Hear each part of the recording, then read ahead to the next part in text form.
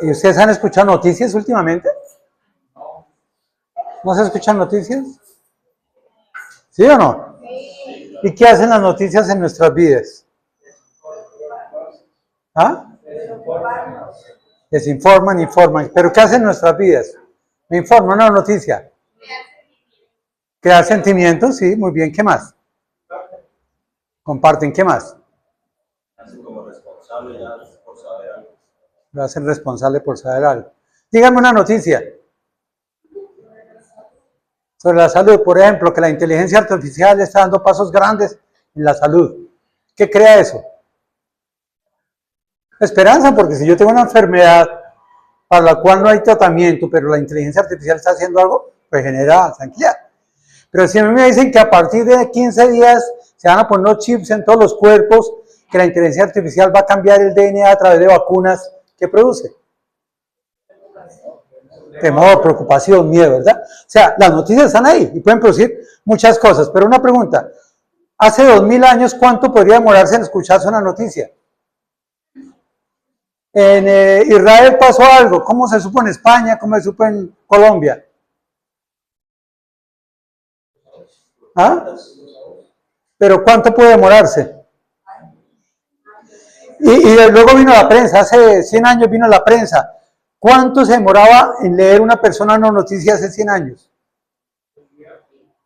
Depende si había prensa o no, porque en esa época el tiempo lo hacían en Bogotá y tenía que salir en aviones a las ciudades y a los municipios en bus. Entonces podía demorarse 4 o 5 días, ¿verdad? Y hace 10 años, cuando ya viene el internet, cuando vienen celulares, ¿cuánto se puede demorar uno en saber una noticia? En vivo, ¿verdad? En vivo, estaban conectados, ¡pum! Pasó eso, ¿verdad? Pero, ¿ustedes creen que uno puede anticiparse las noticias? ¿Verdad que sí? Hasta eso se sabe, ¿verdad? Por ejemplo, se puede saber que el próximo martes quitan el agua en Bucaramanga. Ya se sabe, ¿verdad? O que la selección Colombia va a jugar tal día. Hay noticias que se pueden predecir, ¿verdad? Ahora, hay noticias que son para todos. Habrá noticias que son para unas personas. Por ejemplo, se corta el agua en la ciudadela. ¿A quién le interesa más eso? A los que viven en la ciudadela. Pero pueden haber noticias para todo el mundo. Y hay noticias que aunque son para todo el mundo, no todo el mundo las escucha. Uno, porque hay personas que ignoran esa gran noticia. Ayer yo me levanté, hice una serie de cosas, actividades que tenía que hacer en mi casa, y como a las 10:30 dije, no, voy a salir a dar una vuelta. Me fui a bañar cuando no había agua. Y llamé yo a la portería, ¿qué pasó? Y digo, no, doctora, de noche dijimos que no había agua, pero como usted no llegó, no estaba. Entonces yo no me interesa noticia, la ignoré. Entonces me tocó bañarme a potaditos. O me jaboné cuando llovió afuera, pues nada. Ya dijeron. Ahora, muchas personas ignoran la noticia porque nadie les dice, a mí nadie me dijo. Pero muchas veces también el problema es que cerramos los oídos y no las escuchamos. Y hay personas que dicen, no, yo eso no quiero escuchar, apague eso, ¿verdad? Pero hay una noticia que se dio hace muchos años, ¿verdad? Pablo decía, además os declaro, hermanos, el Evangelio, porque primeramente os he enseñado lo que así mismo recibí. ¿Y qué fue lo que recibió Pablo? Que Cristo murió por nuestros pecados, conforme a las Escrituras, y que fue sepultado y que resucitó al tercer día. Pregunto, ¿hace cuánto fue esa noticia? ¿Y ustedes creen que todo el mundo la sabe? Y estamos prediciendo noticias. Y hay gente que todavía no sabe esto. Tal vez porque no hay personas que se han atrevido a decirlo, o tal vez porque personas que dicen, yo no quiero creer eso, ¿verdad? Hace 15, 20 días hablamos sobre un encuentro personal que transforma. Y vimos cómo Jesús, Dios mismo, Jesús, se le apareció a Saulo. Y Saulo terminó diciendo, pero ¿quién eres, Señor? ¿Y qué quieres que yo haga? Y vemos que había un encuentro personal que transformaba las vidas. Ahora pregunto, ¿cómo actúa Dios en la actualidad hoy? ¿Será que Jesús tiene que aprendérsele a mi vecino? ¿Tiene que aparecérsele a mi primo? ¿Tiene que aparecérsele a mi tío y tumbarlos de un caballo y decirles, aquí estoy yo? Puede ser, ¿verdad? Él es soberano, ¿verdad? Y la iglesia perezosa. Porque Dios actuó hoy a través de personas. Ahí lo hizo Jesús, porque nadie conocía el Evangelio y nadie lo estaba transmitiendo. Pero hoy en día es la iglesia la que llama a compartir el evangelio. Pero a veces como que nos hacemos los que no son, ¿verdad? Por eso yo quiero hoy compartir en Hechos, capítulo 8, versículos 4 al 13. Hechos, capítulo 8, versículos 4 al 13. Y el tema que vamos a hablar hoy se llama las buenas nuevas que transforman. No solo hay un encuentro personal con Dios que transforma, sino hay buenas nuevas que transforman, ¿verdad? Permítame leer a favor de ustedes van siguiendo aquí o en sus Biblias. Y la Reina Valera dice, pero los que fueron esparcidos iban por todas partes anunciando el evangelio. Entonces, Felipe, descendiendo a la ciudad de Samaria, les predicaba a Cristo. Y la gente, unánime, escuchaba atentamente las cosas que decía Felipe, oyendo y viendo las señales que hacía. Porque de muchos que tenían espíritus inmundos, salían estos dando grandes voces, y muchos paralíticos y cojos eran sanados. Así que había gran gozo en aquella ciudad, pero había un hombre llamado Simón, que antes ejercía la magia en aquella ciudad, y había engañado a la gente de Samaria, haciendo de pasar por alguien grande. A ese oían atentamente todos, desde el más pequeño hasta el más grande, diciendo, este es el gran poder de Dios. Y le estaban atentos porque con sus artes mágicas les había engañado mucho tiempo. Pero cuando creyeron a Felipe, que anunciaba el evangelio del reino de Dios, y en nombre de Jesucristo se bautizaban hombres y mujeres. También creyó Simón. Simón mismo, ya habiéndose bautizado, estaba siempre con Felipe y viendo las señales y grandes milagros que se hacían, estaba atónito. Hay unas buenas nuevas que transforman, que es lo que vamos a estudiar en esta mañana. Amado Dios, Padre Santo, te damos gracias por tu amor, tu misericordia, tu bondad. Gracias, Señor, porque tú tienes toda la capacidad del mundo. Tú eres soberano, tú eres rey, tú eres grande, tú eres poderoso. Y tú puedes hacer todo lo que quieras. Es más, tu palabra dice que si los hombres calláramos, las piedras hablarían. Pero, Señor, gracias, porque en tu misericordia tienes el propósito de usar a tu iglesia para anunciar el evangelio. Tu iglesia fue creada para eso. Por eso vemos el ejemplo de la iglesia primitiva, cómo anunciaba el evangelio aún en medio de la persecución, aún en medio de las pruebas, y cómo la gente se transformaba física, mental, emocional, social y espiritualmente. Padre, yo creo que tú tienes un mensaje para cada uno de nosotros en nuestro corazón. Haznos entender este pasaje, este texto, y toma control de nuestras vidas, y que sea tu Espíritu Santo la que nos dé sabiduría y fortaleza, no solo para escucharlo, sino para entenderlo y para aplicarlo. En Cristo Jesús. Amén. Bueno, vamos a ir poco a poco. La primera parte, el capítulo 4, versículo 4 dice, pero los que fueron esparcidos iban por todas partes anunciando el evangelio. Ahora, ¿cómo es el contexto de Hechos 8? ¿Qué pasa en los últimos versículos de Hechos 7? La persecución a Esteban. Y Saulo mismo dice, mátenlo. O sea, ¿a quién están matando? A los que anunciaban el evangelio. Y todos los que estaban allá, los gobernantes y todos los religiosos, porque eran religiosos, así como Saulo, no querían que se compartiera el evangelio. Y entonces perseguían a la iglesia y mataban a los que anunciaban el evangelio, ¿verdad? ¿Y qué sucedió ahí? Entonces ellos fueron esparcidos. Pero esto nos da a entender que el evangelio es para todos y por todos. El evangelio es para todos y por todos. Mire, dice, los que fueron esparcidos iban ¿qué? ¿Iban qué? Por todas partes anunciando el evangelio. Luego, la iglesia, los creyentes que habían aceptado a Jesús en el amor de Dios, iban anunciando el evangelio. ¿A dónde? A todas partes. ¿Y quiénes? Todos los que estaban siendo atacados y perseguidos, ¿verdad? Pero los que fueron, ¿quiénes? Todos. ¿Qué pasa con los que fueron perseguidos? Iban todos ellos por todas partes. Mire, queridos hermanos, el evangelio es para todos y por todos. Y es responsabilidad de la iglesia. Claro, yo estoy de acuerdo con ustedes. Dios es soberano. Dios puede hacer que el cielo ponga un mensaje y diga, todos los que no sean salvos serán condenados. Y les voy a dar un minuto y voy a hacer esas 3 pruebas. El que reciba a Cristo en su corazón será salvo. Dios lo puede hacer. Pero en su misericordia y en su amor nos da privilegio a nosotros. La pregunta es, ¿qué hacemos nosotros? Mira, había persecución. Y en medio de la persecución, los creyentes eran mucho más valientes que muchos de nosotros hoy en día. Aunque daban sus vidas, porque el que anunciaba el evangelio lo mataban. Antesito le decían, de César o de Cristo, dególlenlo. De César, bueno, se salvó. ¿Y qué decían los creyentes? De Cristo. Aún daban sus vidas por anunciar el evangelio. Quiero revisar algunos versículos, por ejemplo, Marcos 16:15 dice, y les dijo, ¿quién dijo esto? Jesús dijo, id por todo el mundo y predicar el evangelio, ¿a quién? El evangelio es para todos. ¿Y a quién le dijo? A todos sus discípulos.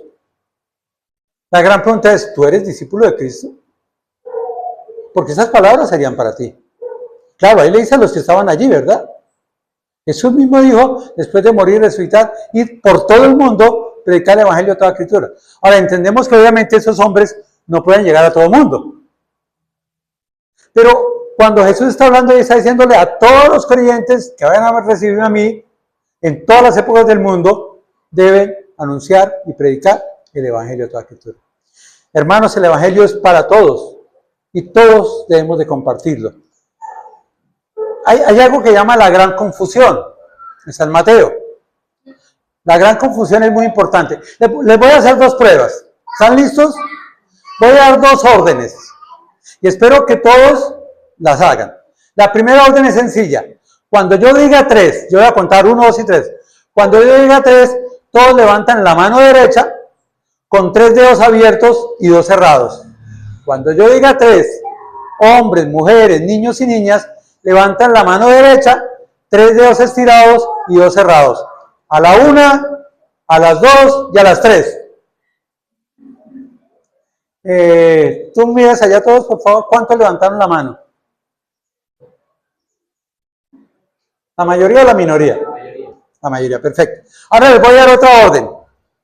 Pilas con esta, el que me diga esa orden, le voy a dar una cosa. A la voz de 3, a la voz de 3, a la voz de 3, a la voz de 3, todos los que están aquí, levantan la mano que más utilizan en aducción 75 grados, con pronación de 3 grados, con el dedo fortalecido a la derecha y los 2 otros a la izquierda. Escúchenme bien, a la voz de 3. 1, 2 y 3. Hermano, ¿cómo nos fue? ¿Por qué se hicieron la primera y no la segunda? Porque la segunda era confusión.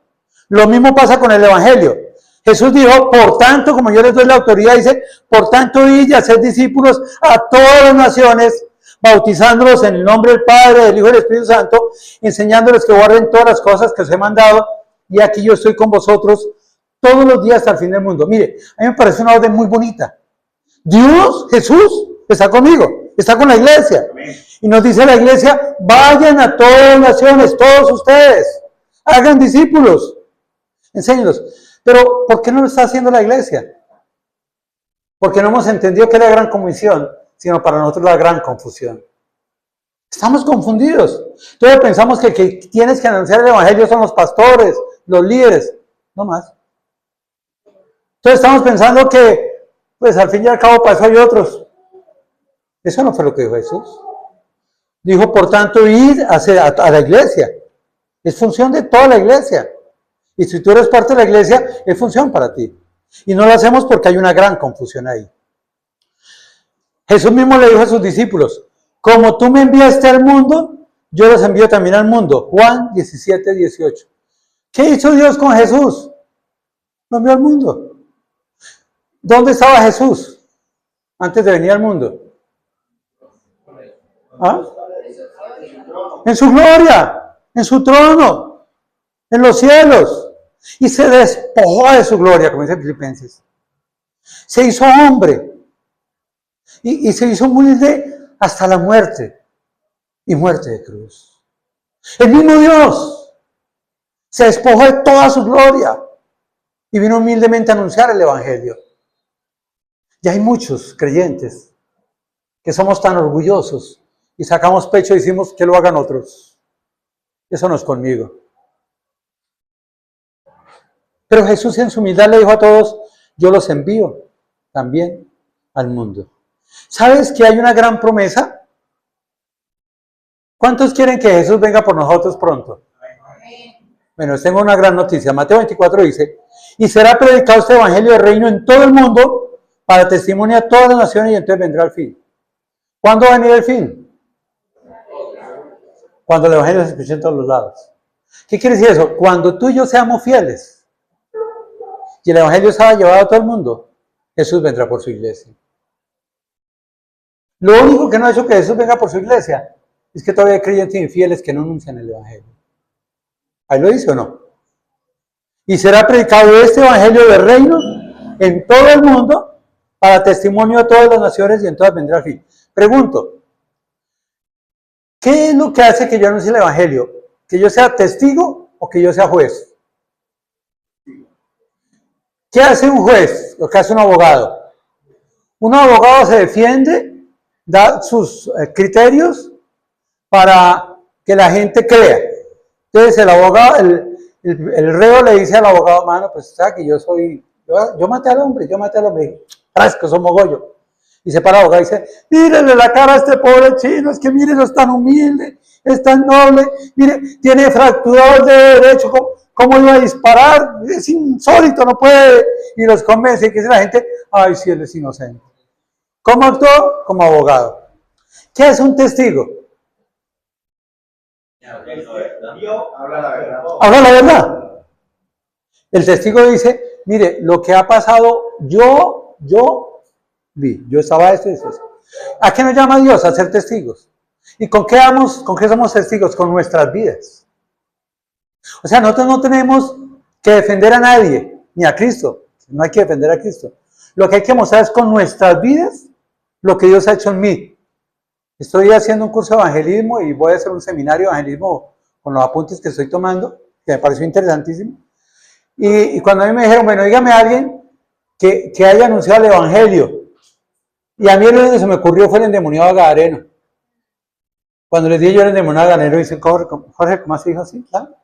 El endemoniado gadareno, un hombre destruido, acabado, que lo perseguía a todo el mundo y todo eso, llega a los pies de Jesús, su vida es transformada y quiere seguir a Jesús. Él le dijo, Señor, hágame parte de su iglesia. Y Jesús, ¿qué le dice? No, sea testigo.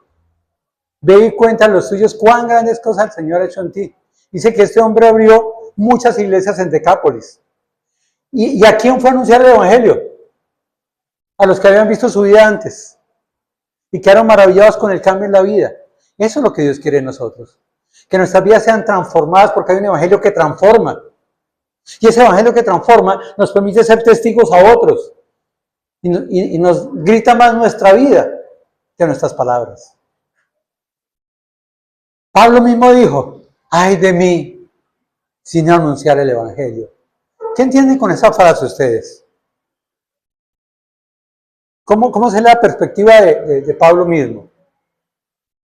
Porque hemos de predicar el evangelio. Y cuando dicen a Pablo, no, es que usted gana plata por eso, ¿el qué les dijo? Ay de mí, si no anuncia el evangelio. ¿Qué quiere decir esas palabras de Pablo? ¿Qué entienden ustedes? No todos a la vez, puede decirlo uno. Sería un creyente mediocre, que recibiría juicio por eso, porque hay castigo. Dime, hermano. ¿Cómo? Entonces, sí. ¿A qué nos llamó Jesús? O sea, yo siempre, créanme que yo siempre pensé que Dios lo que quería de mí era la salvación. Y un día yo acepté a Jesús y cuando Roberto me decía a mí, Jorge, tienes que aceptar a Jesús. Yo decía, ¿pero por qué? Y él me dijo, porque Jesús quiere que tú seas salvo. Le dije, ¿cómo soy yo salvo? Cuando tú te arrepientes de tu vida, cuando reconozcas a Jesús como tu Señor y lo aceptes. Y a mí se me venía, como yo soy tan matemático, como tan lógico, mis cosas, mi mente muy lógica, ¿verdad? Entonces yo decía, o sea, si Jesús quiere que yo sea salvo, y yo recibo a Jesús como mi Salvador, pues voy a morir. Porque si el propósito de Jesús es que yo sea salvo, al ser salvo, voy a morir. ¿Y cuánto me muero yo en recibir a Jesús pensando eso? Hasta que un día a Roberto, el finales de abril, dio un mensaje donde hablaba de que Jesús nos salvaba, basado en 2 Corintios, nos reconciliaba con su palabra para que nosotros reconciliáramos al mundo con él. Es decir, que cada creyente, cuando fuera salvo, tiene que caminar a la santidad y ser testigo de él. Yo, espere, Roberto, se terminó la predicación y Roberto, lo invito a almorzar. Y Roberto, yo quiero que me explique, porque usted me había dicho esto. Y yo, oh, Jorge, es que esa es una parte, la otra parte te la dije hoy. Jesús quiere tu salvación, pero cuando tú seas salvo, quiere cambiar tu vida para que tú reconcilies con otros. Dije, o sea, no me voy a morir. No, dije, bueno, recibo a Jesús. Creo que mi temor era que yo recibiera a Jesús, y era eso. Hasta que entendí eso. Pero entendí también otra cosa, que cuando Jesús transforma mi vida, la vamos a ver ahorita en la diapositiva que sigue, me nombra como reconciliador con otros. Es decir, la función mía no es ser salvo. La función es ser salvo para salvar a otros, para anunciar el Evangelio.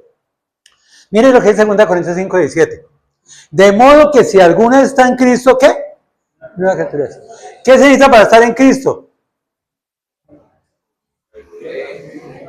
Recibir a Cristo como Señor y Salvador, arrepentirme del pecado y reconciliarme con Él a través de la palabra. Y si soy reconciliado, estoy en Cristo, ¿verdad? Pero allí hay una condición. De tal modo que si alguno está en Cristo, ¿qué? Nueva criatura es.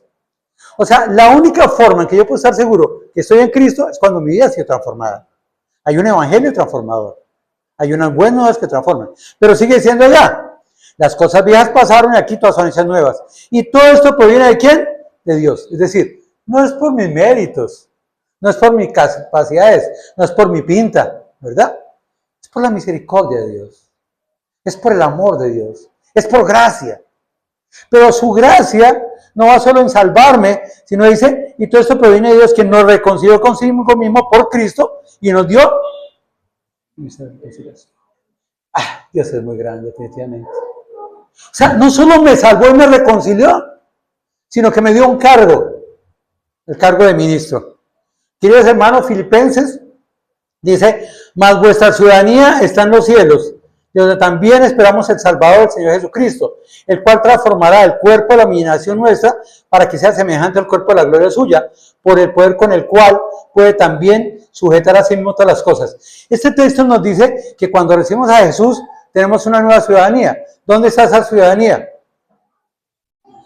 En el reino de los cielos. Ahí está. Querida y amada iglesia, nuestra ciudadanía está en los cielos. Ahí están los cielos. Pero la pregunta es, si nuestra ciudadanía está en los cielos, ¿cómo debemos de vivir? ¿Ah? Aló, probando, 1, 2, 3, probando. Si nuestra ciudadanía está en los cielos, ¿cómo debemos de vivir? Entonces, querida y amada iglesia, nosotros somos reconciliados para reconciliar.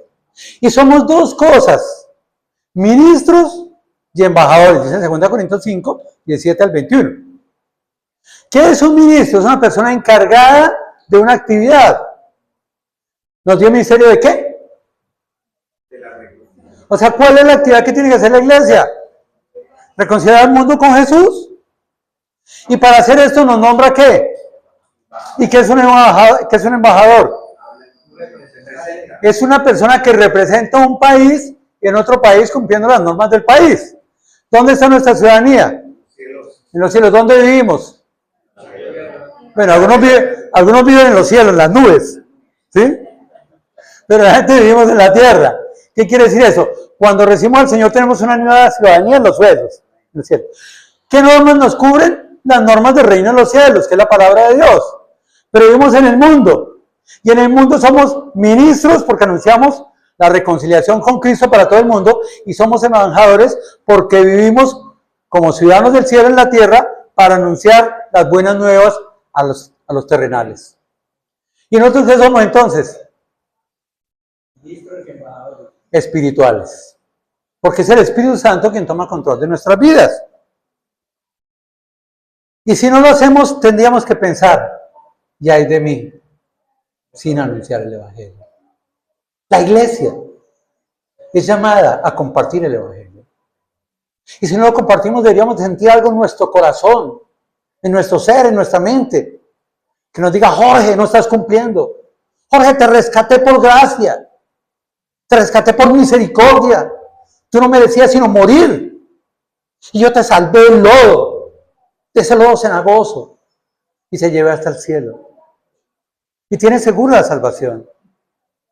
Pero no es para que te gloríes, es para que compartas el Evangelio. Es para que anuncies el Evangelio. Ir por todas las naciones y hacer discípulos. Es más, la gran confusión dice que es anunciar el Evangelio. La gran comisión dice que es hacer discípulos. Y es muy distinto anunciar el Evangelio a hacer discípulos.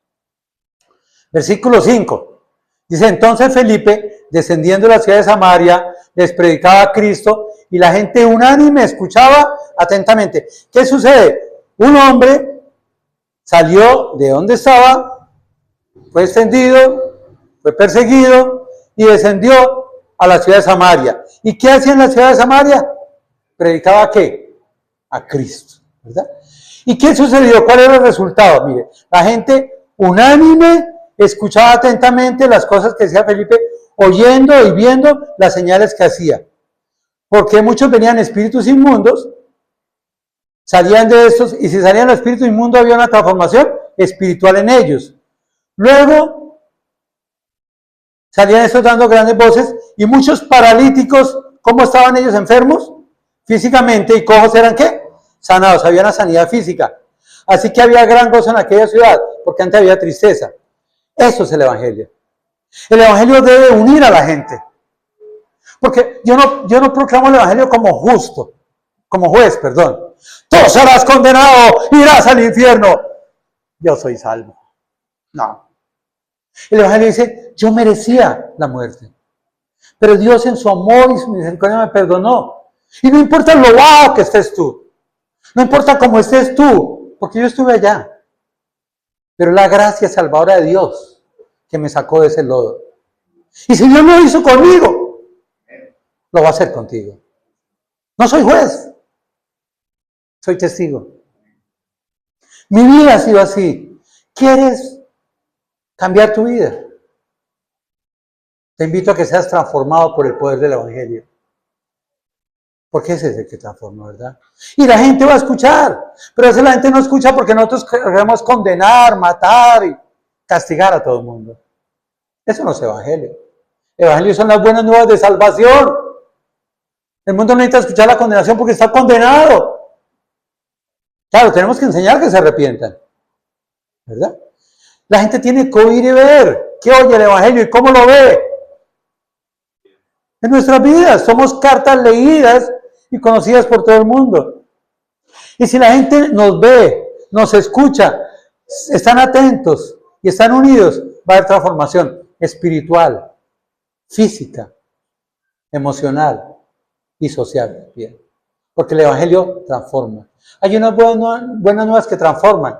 La pregunta, ¿estamos dando las buenas nuevas?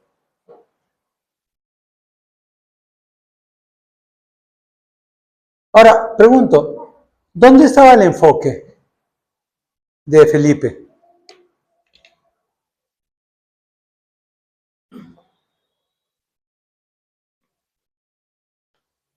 ¿Dónde estaba el enfoque en el pasaje? ¿Qué hacía Felipe? ¿Cómo? Predicaba a Cristo. Eso es lo que hace la iglesia. Pablo dice que cuando fui a vosotros fui con mucho temor y temblor, pero una cosa me propuse, hablar de Cristo y este crucificado. A veces la iglesia habla de muchas cosas, pero olvida el eje central, que es hablar del sacrificio de Cristo en la cruz. Por eso celebramos la Cena del Señor, para que la iglesia recuerde todos los domingos que Cristo murió por nosotros. Pero hay muchos allá afuera que no lo han entendido. No que no lo saben. ¿Por qué? Imagínense qué pasaría si yo saliera a cualquier parte de Bucaramanga, cualquier, y les preguntara, Oiga, en un mes es Semana Santa. ¿Qué se celebra en Semana Santa? ¿Qué me dirían? La gente lo sabe. Pero nadie les ha explicado, Jesús murió no porque él fuera pecador, sino para limpiarte a ti y a mí del pecado. Me dijeron que tenía que enseñar el Evangelio en 2 minutos. Y le dije, no me puedo dar 2 horas.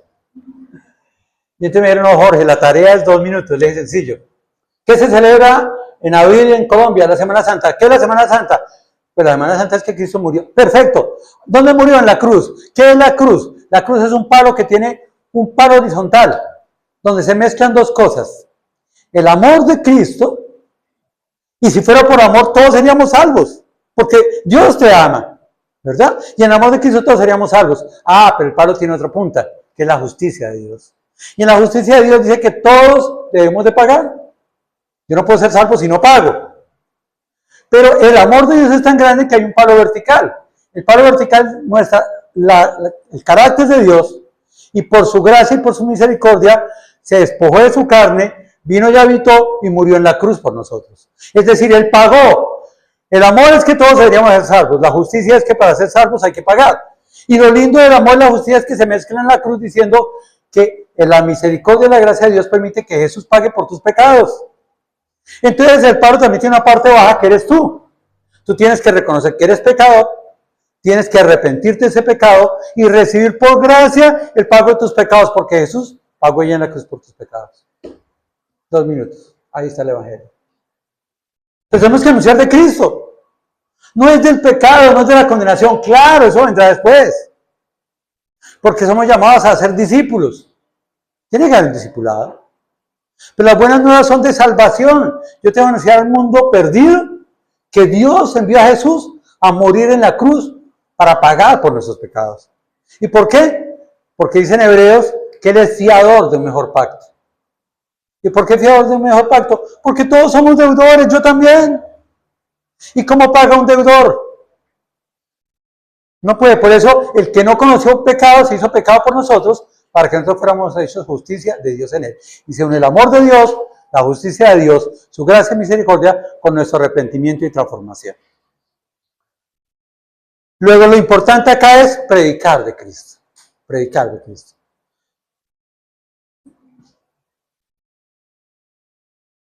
Ahora, dice que el Evangelio transforma vidas y comunidades. Ya lo vimos con Felipe. Todos estaban unidos, todos oían, y hubo transformación física, mental, espiritual y emocional, ¿verdad? Pero vean el versículo 9 cómo empieza, otro pero. Pero había un hombre llamado Simón. Así como había mucha gente, había un hombre que llamaba Simón, ¿verdad?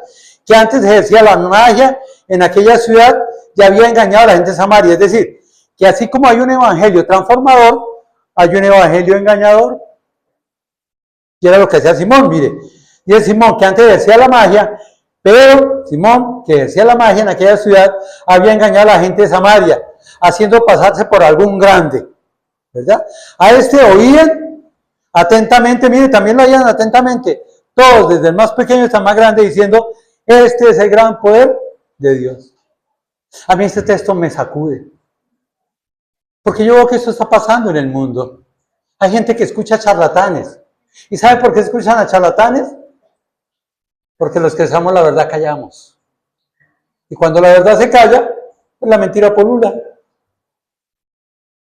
Si la gente fuera saturada con la verdad, la gente tendría que pensar y decir, sí, la verdad es esta. Pero como no decimos la verdad, entonces hay unos que se levantan y con su mentira engañan, y ese era Simón. Ahora, dice que hasta el más grande, diciendo este gran pueblo de Dios, dice que estaban atentos. ¿Por qué estaban atentos? Porque con sus artes mágicas les había engañado mucho tiempo. Ya lo había engañado. Y así es Satanás. Satanás usa hombres para engañar al mundo. Y hay mucha gente que está predicando tantas y tantas cosas. Muchísimas cosas, ¿verdad? Pero la iglesia tiene que dar testimonio y predicar a Cristo ya este crucificado. Y entender que la gente entienda que Cristo pagó por nuestros pecados para darnos la salvación, pero que somos ministros de reconciliación y que nuestra vida debe ser transformada, ¿verdad? Y eso lo hizo por mucho tiempo. Y hay mucho tiempo que hoy en día la gente está engañada por magos, por engañadores, por personas que manipulan la palabra de Dios. Ahora, ¿dónde está el enfoque acá? Si antes en Felipe estaba en Cristo crucificado, en la predicación de Cristo, ¿acá dónde está el enfoque? ¿Dónde?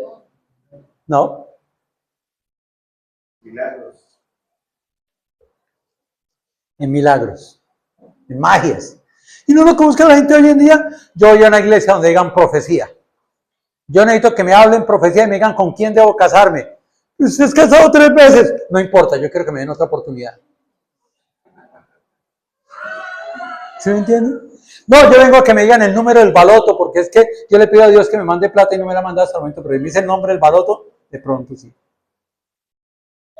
La gente busca profecías. La gente va a buscar milagros. Y lo encuentra.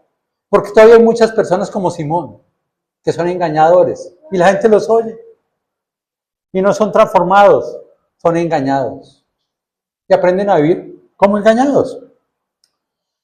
Sin embargo, Simón estaba engañando allá, pero mire otra vez el versículo 12 cómo empieza. Pero hay un evangelio que transforma. Hay unos hombres que engañan, pero... Otra vez viene el pero. Pero creyeron a Felipe, que anunciaba el evangelio del reino de Dios y el nombre de Jesucristo. Miren lo importante. Si hay un evangelio que es alterado para engañar, hay un evangelio que es transformador. Y es lo que Felipe hacía. Miren lo que está diciendo el texto. Escuchaban a Simón porque hacía magias, ¿verdad? Pero a pesar de que hacía magias y convencía a la gente y la había engañado por muchos años, se atrevió un hombre como Felipe, que estaba en la persecución, a predicar de Cristo, a anunciar el evangelio. Dice, pero creyeron a Felipe. Creyeron a Felipe.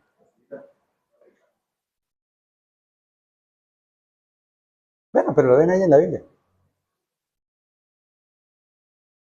Pero creyeron a Felipe, mire. ¿Por qué creyeron a Felipe?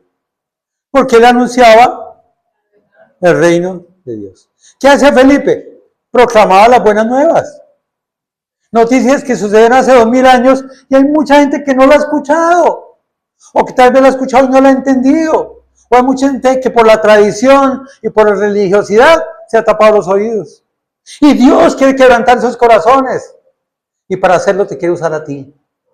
Para hacerlo quiere usar a la iglesia. Para que testimonio de lo que Cristo ha hecho en sus vidas. Ahora, ¿qué es el evangelio? Dice ahí, ¿verdad? ¿Qué es el evangelio? Anunciar el reino de Dios y el carácter de Cristo. Que anunciaba el evangelio del reino de Dios y el nombre de Jesucristo. Acuérdense que cuando la Biblia habla de nombre, habla del carácter, ¿verdad? ¿Qué es lo que la iglesia tiene que anunciar? Que hay un reino de Dios, que hay un reino en el mundo, pero ese reino en el mundo nos lleva a la condenación. Pero que hay un reino de Dios donde Dios envió a su Hijo a morir en la cruz por nosotros. Y el carácter de Jesús es que es santo, sin mancha, inmaculado, amoroso, que murió voluntariamente por nuestros pecados. ¿Sabes que un ladrón le dijo, acuérdate de mí cuando estés? ¿Qué entendió este hombre? Que había un reino de Jesús. Eso es lo que la gente tiene que entender. Que Jesús es rey. Y por ser rey y Señor, gobierna nuestras vidas. Claro, hay engañadores que dicen, tranquilo, usted puede manipular a Dios. Porque el hombre es mejor.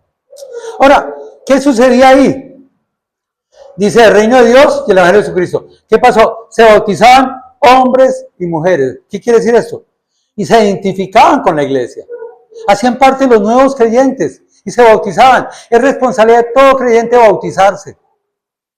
Para dar esa nueva versión de que se ha muerto el pecado y sale a resucitar para Cristo. Muere el pecado y sale el agua para servir a Cristo.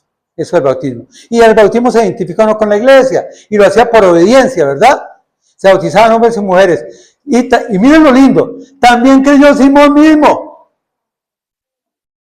Y habiéndose bautizado, ¿quién? Miren lo que dice acá. Simón también creyó y se bautizó, es decir, se identificó con la iglesia. Pero ¿qué fue necesario hacer con Simón? Era un engañador.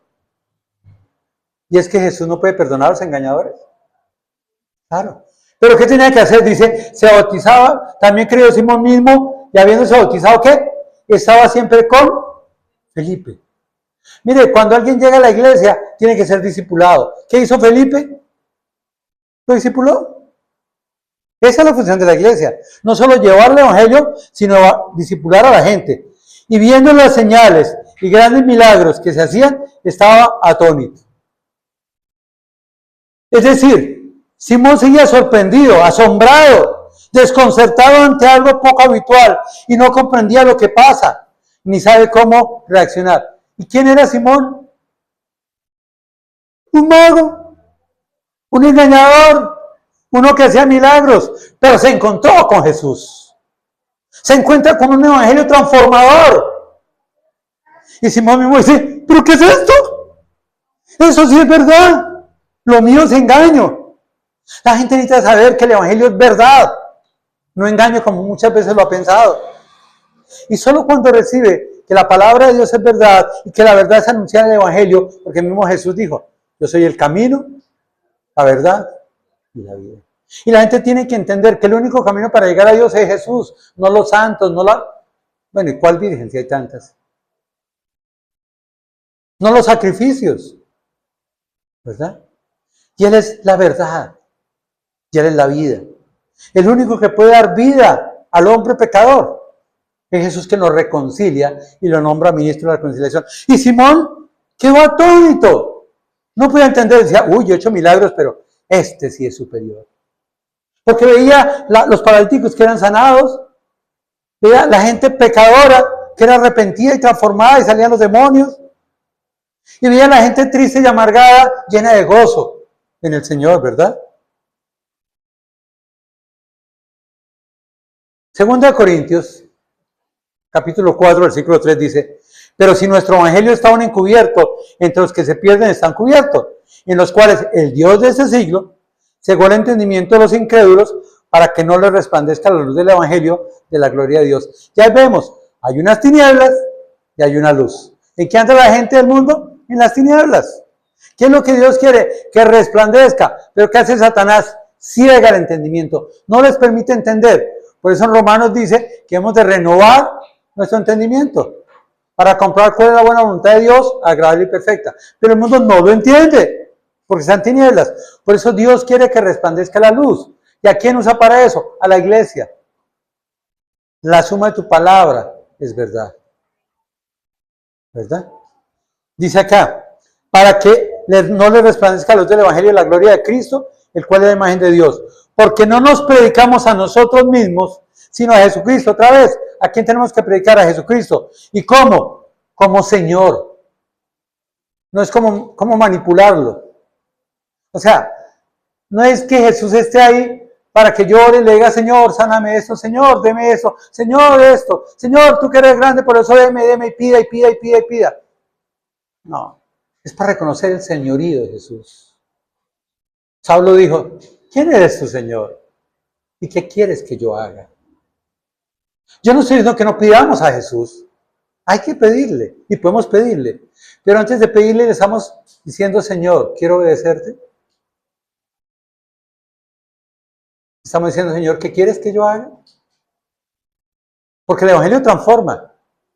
Y para ser testigos debemos ser transformados. Mira lo que es allá. Porque no nos predicamos a nosotros mismos, sino a Jesucristo como Señor y a nosotros como vuestros siervos. ¿Qué es la iglesia? Siervos. ¿Y por qué? ¿Por qué somos siervos? ¿Por qué servimos? Porque amamos a Jesús. Y porque Jesús nos amó. Porque Dios, que mandó que las tinieblas resplandeciese la luz, es el que resplandeció en nuestros corazones para la iluminación del conocimiento de la gloria de Dios y la faz de Jesucristo. Dios es soberano.